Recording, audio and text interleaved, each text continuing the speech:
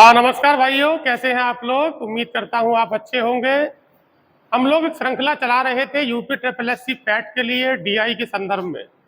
DI में हम लोग सबसे पहले कवर करेंगे टेबल सारणी। देखिए आज आपका पहला प्रश्न क्या है। मैं काफी सारे प्रश्न आज आपके लिए लेकर आया हूँ।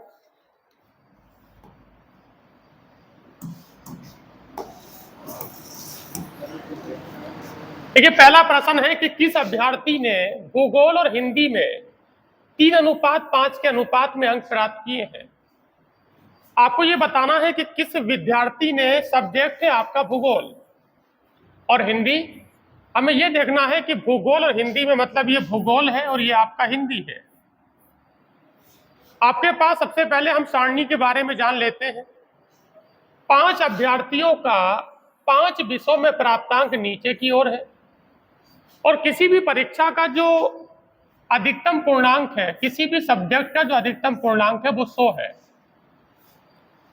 आपके पास विषय भूगोल है, इतिहास है, गणित है, विज्ञान है, हिंदी है।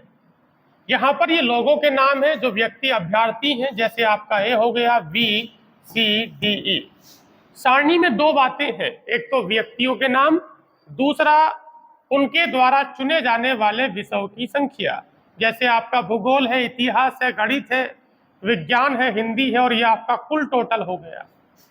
कहा जाता है कि किस अभ्यर्थी ने, किसी खास व्यक्ति की बात चल रही है, किस अभ्यर्थी ने भूगोल और हिंदी में 3:5 के अनुपात में अंक प्राप्त किए हैं।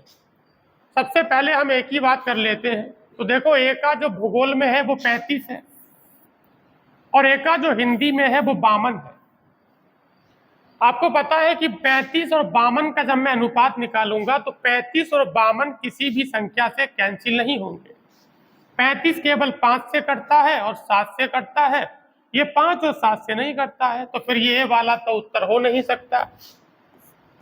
हम बी वाले की बात करेंगे तो बी वाले में भूगोल में 39 नंबर है और बी वाले का हिंदी में 65 नंबर है। अगर बी वाले का भूगोल में 39 नंबर है और बी वाले का हिंदी में 65 नंबर है तो इसे काट सकते हैं।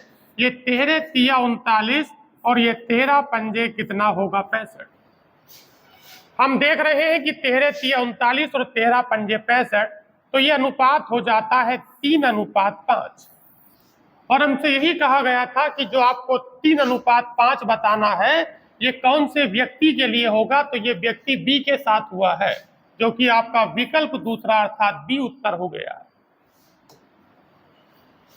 अगला है कि भूगोल में कौन सा अभ्यर्थी ए का दुगना अंक प्राप्त किया है। केवल एक सब्जेक्ट की बात चल रही है जो कि भूगोल है। हम भूगोल के अलावा इस बार किसी भी विषय की बात नहीं करेंगे, हम भूगोल की बात करेंगे। आपको बताना है कि कौन सा एप्लीकेंट या अभ्यर्थी ए का दुगना अंक प्राप्त किया है। मतलब भूगोल में इसके नंबर 35 है, तो 35 का जो दुगना होगा वो 70 होगा। अब आपको ये देखना है कि 35 दूनी 70 है किसका, तो इसका तो 39 है। 70 जो है वो आपको सी का मिला है, तो ये सी वाला ही आपका उत्तर होगा और सी वाला विकल्प सी में ही लिखा था तो उत्तर हो गया। अगला प्रश्न समझिए क्या है। किस विषय में निम्नतम और उच्चतम अंकों का अंतर सर्वाधिक है। किस विषय में निम्नतम और उच्चतम अंकों का अंतर सर्वाधिक है। यहां पर हमें व्यक्ति की बात नहीं करनी, केवल हमें विषय को देखना है। पहला विषय आपके पास भूगोल है। अच्छा, भूगोल में सबसे कम नंबर 35 है और भूगोल में किसी व्यक्ति के सबसे ज्यादा नंबर 80 है। आपको यह बताना है कि किस विषय में निम्नतम और उच्चतम अंकों का अंतर सर्वाधिक है। तो अगर मैं भूगोल की बात करता हूं तो सबसे कम नंबर 35 है जो कि ए के हैं और सबसे ज्यादा जो नंबर है वो 80 है। अगर मैं भूगोल के अंतर की बात करता हूं तो 80 और 35 में जो अंतर है वो आपके पास 45 का हो जाता है। उसके बाद दूसरा विषय इतिहास आता है। इतिहास में किसी व्यक्ति के सबसे ज्यादा नंबर 74 है और इन्हीं में से किसी व्यक्ति के सबसे ज्यादा जो नंबर है वो 74 है, सबसे कम नंबर 48 है। 48 और 74 का जो डिफरेंस है वो 26 आता है। आप 74 में से 48 को माइनस करेंगे तो ये 26 हो जाता है। उसके बाद तीसरा विषय गणित आता है। गणित में किसी व्यक्ति के सबसे कम नंबर 40 है और किसी व्यक्ति के सबसे ज्यादा नंबर 77 है। इन दोनों का अंतर देखते हैं तो ये अंतर 37 हो जाता है। अगला विषय आपके पास विज्ञान है। विज्ञान में किसी व्यक्ति के सबसे ज्यादा नंबर 87 है और सबसे कम वाले नंबर 37 है। तो 87 और 37 में जो अंतर होता है वो कितने का है? 50 का। हिंदी में सबसे ज्यादा नंबर 84 है और सबसे कम नंबर 40 है। 84 और 40 में जो फर्क है वो 44 का है।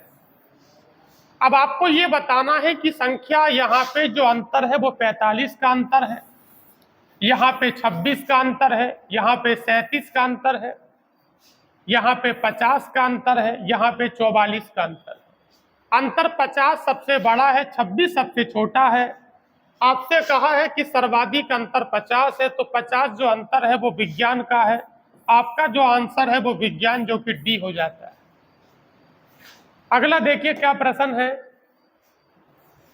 इतिहास में सी का जो अंक है उसके कुल प्राप्तांक का कितने प्रतिशत है? इतिहास की बात चल रही है।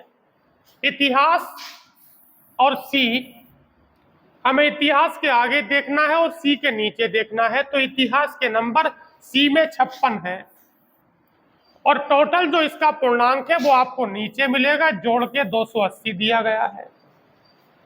तो आपको ये बताना है कि ये जो आपके पास 56 है ये 280 का कितने प्रतिशत है। जिसका मान निकालना होता है उसे ऊपर लगाते हैं। उसने कहा सी का, इतिहास में सी बताना है। इतिहास में सी 56 है और उसका जो टोटल निकल के आ रहा है उसका टोटल 280 निकल के आ रहा है और प्रतिशत में उत्तर चाहिए, गुणा कर दिया। 14 चौका 56, 14 दूनी 28 और 20 पंजे कितना होगा? 100। तो उत्तर कितना हो जाता है? 20%, जो कि इनमें से कोई नहीं होगा।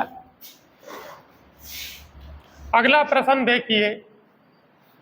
किसी अभ्यर्थी ने किसी भी विषय में न तो अधिकतम और न ही न्यूनतम अंक प्राप्त किए हैं। यह बड़ा अच्छा सवाल रहेगा कि किस अभ्यर्थी ने किसी भी विषय में न तो अधिकतम और ना ही न्यूनतम अंक प्राप्त किए हैं। इसमें भाई साहब आपको सब्जेक्ट बाई सब्जेक्ट देखना पड़ेगा। किसी विषय में अधिकतम, अच्छा बताओ कि हम भूगोल में गोल करेंगे, सबसे कम नंबर 35 है और सबसे ज्यादा नंबर 80 जो कि ई के हैं। आपको यह बताना है कि किसी भी व्यक्ति ने किसी भी विषय में ना तो सबसे कम और ना ही सबसे ज्यादा नंबर प्राप्त किए हैं। अगर मैं सब्जेक्ट भूगोल की बात करता हूं, ज्योग्राफी की बात करता हूं, तो एक के सबसे कम नंबर है जो 35 है और इसके नंबर सबसे ज्यादा 80 हैं। हम देखते हैं इतिहास में सबसे कम नंबर 48 है, सबसे ज्यादा नंबर 74 है। हम गणित में देखते हैं, गणित में सबसे कम 40 है और सबसे ज्यादा 77 है। हम देखते हैं विज्ञान में सबसे ज्यादा नंबर 87 है और सबसे कम नंबर 37 है। हम देख रहे हैं हिंदी में सबसे ज्यादा नंबर 84 है, सबसे कम नंबर 40 है। एक बात आप नोटिस कर रहे हैं कि सी के नीचे कुछ भी गोल नहीं हुआ है। हम ये देख रहे हैं कि सी का ना तो भूगोल में गोल हुआ है, ना क्योंकि गोल क्यों नहीं हुआ है, ना तो वो अधिकतम में आता है और ना ही वो न्यूनतम में आता है। तो ना तो भूगोल में गोल हुआ है, ना इतिहास में गोल हुआ है, ना गणित में गोल हुआ है, ना ही विज्ञान में, ना ही हिंदी में। तो फिर व्यक्ति साहब कौन हो गया? तो व्यक्ति सी निकला, जो ना तो मैक्सिमम ना ही न्यूनतम, ना तो अधिकतम ना ही न्यूनतम, किसी में नहीं आता है, सी हो गया। ये इस वाली सारणी का सबसे बेहतरीन सवाल था। अगला देखिए साहब क्या है। किस महीने में किसी मजदूर का अधिकतम और न्यूनतम आमदनी का अंतर सर्वाधिक है? आपको बताना है किस महीने में किसी मजदूर का अधिकतम और न्यूनतम आमदनी का अंतर सर्वाधिक है। आपको महीने में बताना है कि अंतर सर्वाधिक है। किस महीने में किसी मजदूर का अधिकतम और न्यूनतम अंतर सर्वाधिक है।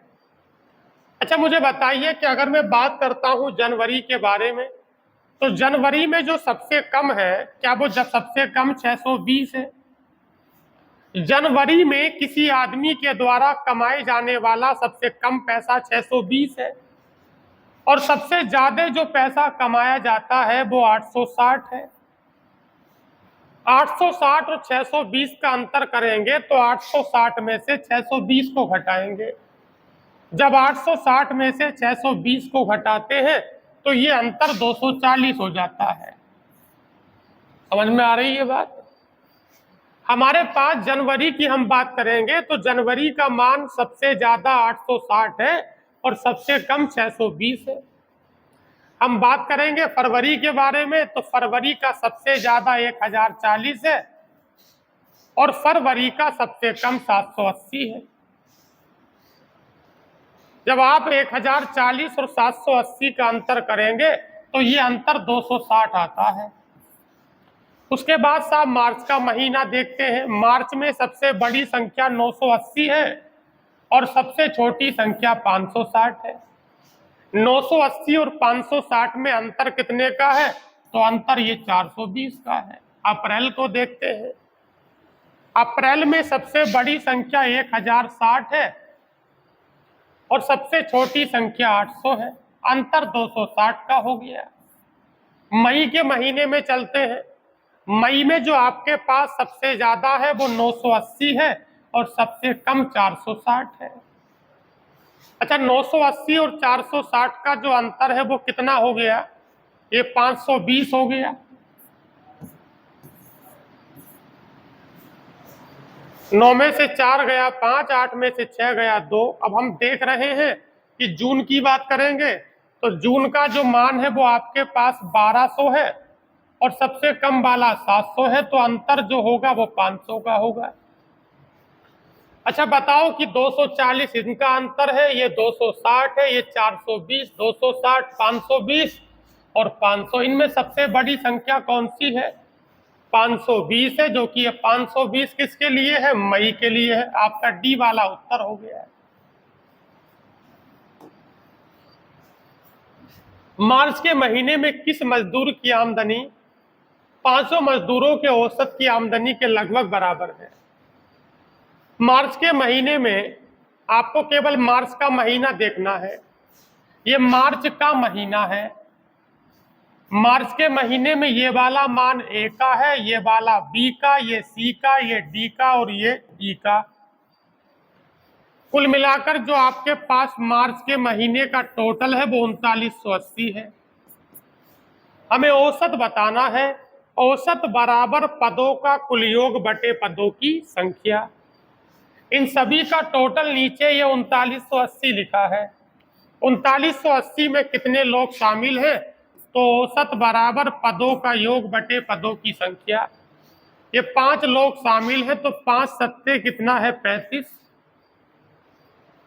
5 सत्ते 35 हो गया। ये कितना बच जाता है, 4, 5 नम 45। 5 छंग कितना होगा आपके पास, 30, तो लगभग 796 आएगा। और ये 796 लगभग किसके है। अगर मैं 796 को बिल्कुल लगभग में देखूंगा तो ये 800 के लगभग में आएगा। 796 लगभग में 800 के होगा तो 800 किसके साथ लिखा है, सी के साथ, इसलिए आपका विकल्प सी वाला हो जाएगा।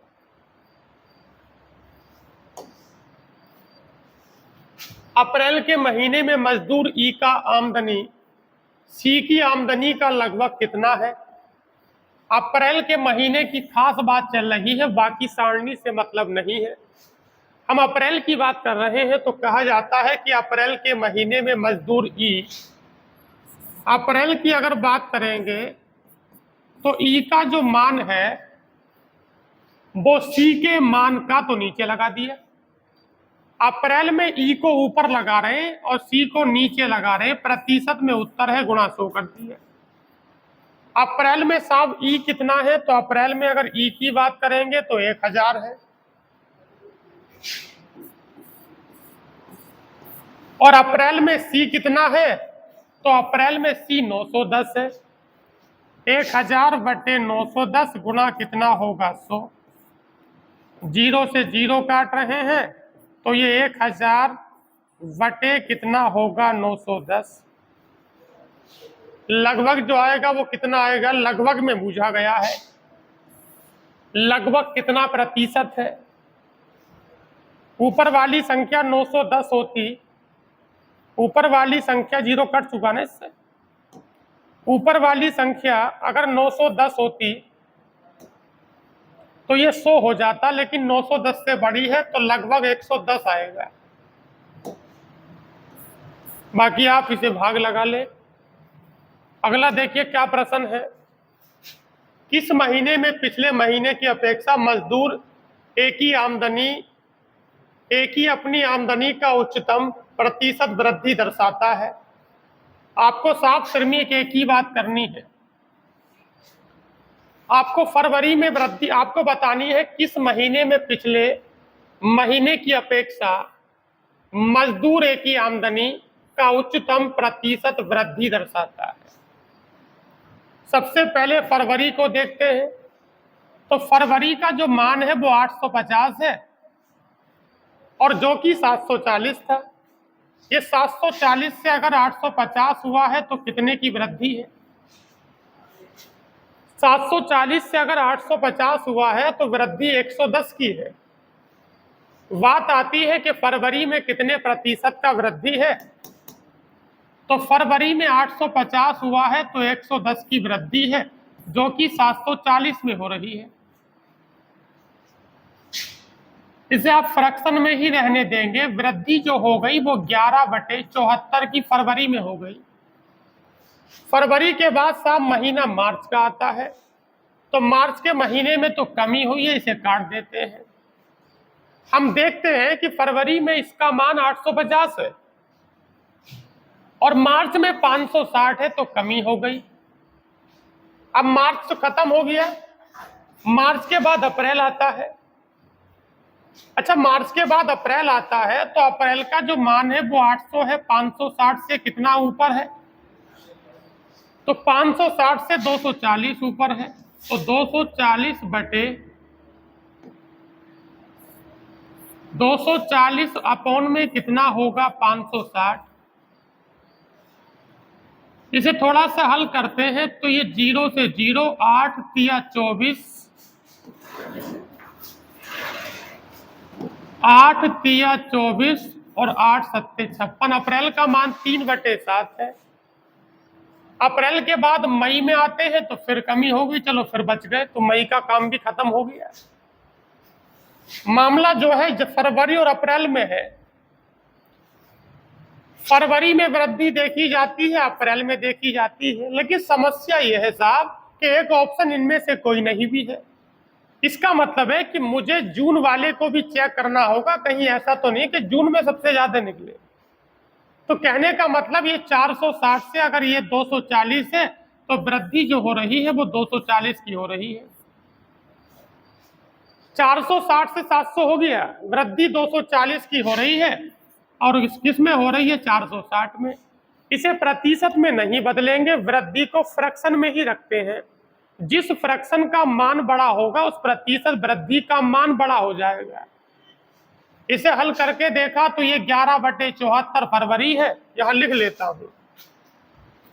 फरवरी का जो मान है फ्रैक्शन के रूप में 11/74 है। मार्च खत्म हो गया था, महीना अप्रैल का आ गया था। अप्रैल में जो वृद्धि देख रहे हैं वो 3/7 की है। बात समझ में आ रही है। उसके बाद एक आपके पास महीना कौन सा बाकी है, जून का। जून में वृद्धि जो है वो 240/60 की है। इसे थोड़ा सा हल कर लेते हैं। 2 से 12 बार काटते हैं और ये 2 से 23 बार कट जाता है, तो जो वृद्धि है वो 12/23 की है। कभी भी इन प्रश्नों को प्रतिशत वृद्धि में बदल के नहीं करते हैं। अब जो 11/74 है, जो 3/7 है और जो 12/23 है, इनमें जो बड़ा होगा वो आपका उत्तर हो जाएगा। आपको पता है कि फ्रैक्शन का छोटा बड़ा कैसे चेक करते हैं, फ्रैक्शन का छोटा बड़ा ऐसे चेक करते हैं, इनका क्रॉस मल्टीप्लाई करते हैं, यानी तिरछी गुणा करते हैं। गुणा हमेशा नीचे से ऊपर होती है। गुणा करते हैं, 11 सत्ते कितना है 77, और 74 तिया कितना होगा 74 तिया 3 चौक 12, 3 सत्ते 21 और 22, 74 तिया 222। अच्छा, 7 की गुणा 11 से कर रहे हैं तो 77, और 74 का गुणा 3 से कर रहे हैं तो 222। तो 222 तो बड़ा है, तो ये वाली फ्रैक्शन बड़ी हो गई, ये वाली कैसी हो गई, छोटी हो गई। अब इन दोनों की तुलना करेंगे, इसे हटा देते हैं साइड से।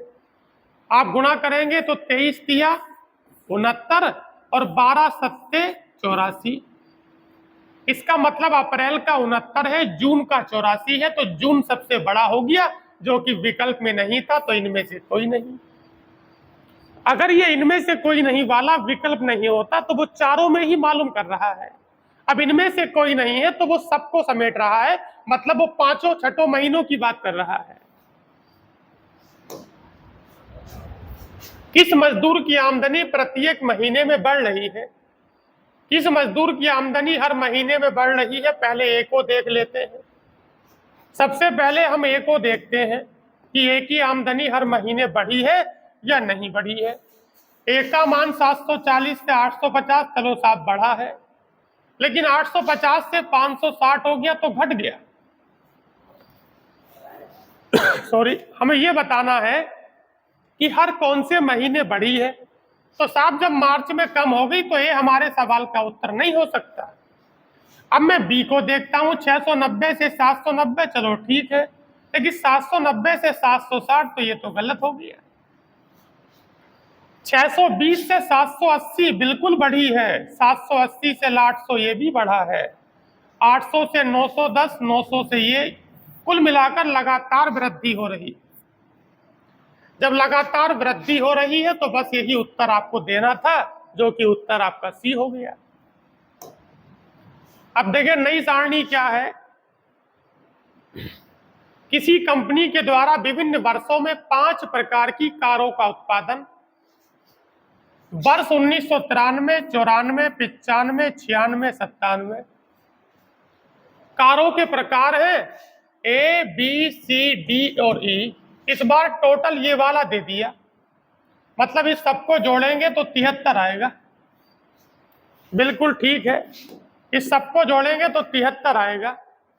अब आगे आ जाते हैं, किस वर्ष में 5 में से 4 प्रकार की कार का उत्पादन समान रहा? किस वर्ष में 5 में से 4 प्रकार की कारों का उत्पादन बिल्कुल एक जैसा है?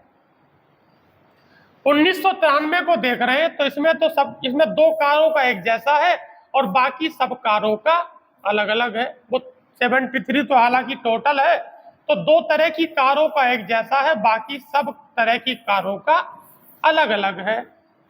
लेकिन मैं 1994 में देखता हूं तो ये भी 12 और ये भी 12 और ये भी 12 और ये भी 12। तो बताओ भाई, हमारे पास 12 12 12 कितनी बार है? 4 बार है। तो क्या 4 प्रकार की कारों का उत्पादन एक जैसा हो गया? अर्थात वर्ष आपका 1994 हो जाता है, जो कि आपका विकल्प संख्या बी है। अगला प्रश्न समझिए। वर्ष 1997 में डी प्रकार की कार का उत्पादन उस साल सभी प्रकार की कार के उत्पादन का लगभग कितने प्रतिशत था? आपको केवल एक ही वर्ष इस बार देखना है, जो कि 1997 है। 1997 के डी में चले जाओ, ये 1997 है और ये इसका डी है। तो 1997 का जो डी है ये आपके पास 16 है। उसने कहा 1997 में डी प्रकार के कार का उत्पादन, तो डी प्रकार का कार 16 है और ये साहब टोटल जो 97 में है वो 79 है। गुणा कितना होगा? 100। उत्तर लगभग में मांगा है, 16 पंजे 80। हालांकि ये 79 है, नहीं कटेगा, लेकिन लगभग में है तो काट दिया। इसे 80 समझ रहा हूं, हालांकि थोड़ी त्रुटि बन रही है, लेकिन लगभग में है तो काट सकते हैं। तो 16 पंजे 80 और 5 से 20 बार कटेगा। जब 5 से भाई साहब 20 बार कटेगा तो 20 लगभग में तो ये लिखा हुआ है, लगभग की कहानी है। दिए गए वर्षों में सबसे कम कार का उत्पादन किस वर्ष में हुआ है? सबसे कम बताना है कि सबसे कम कौन सा है। तो 1993 में 73 है, और इसमें 63 है, इसमें पूरा 84 है, और ये पूरा 76 है, और ये पूरा 79 है। तो बताओ कि सबसे छोटी संख्या तो 63 है, तो कुल सबसे कम जो संख्या है वो 63 है, जो वर्ष 1994 को प्रतिबिंबित करती है, बताती है। तो 1994 वाला आपके सवाल का उत्तर हो जाता है। कौन सा वर्ष कार उत्पादन की सर्वाधिक संख्या में आगे रहा? अब आपको बड़ा बताना है। इन सब में सबसे बड़ी संख्या कौन सी है? 84 है, और सबसे बड़ी संख्या 84 है जो 1995 के लिए काम करती है। विकल्प संख्या सी हो गया। अगला प्रश्न क्या है? किस प्रकार की कार का उत्पादन 1993 में और 1996 में एक जैसा रहा है? 1993 में आप देख रहे हैं, 1993 में और 1996 में एक जैसा रहा है। तो 1993 में देखो और 1996 का देखो, और मुझे बताओ क्या दोनों में 10-10 बराबर है? और ये कौन से प्रकार की कार को प्रतिबिंबित करता है? ये बी हो गया, और बी तो बी पर ही लिखा हुआ है, तो आपका उत्तर हो गया। तो बताइए कमेंट में कि आज का सेशन कैसा रहा। ठीक है, आज के लिए इतना ही। थैंक यू, धन्यवाद।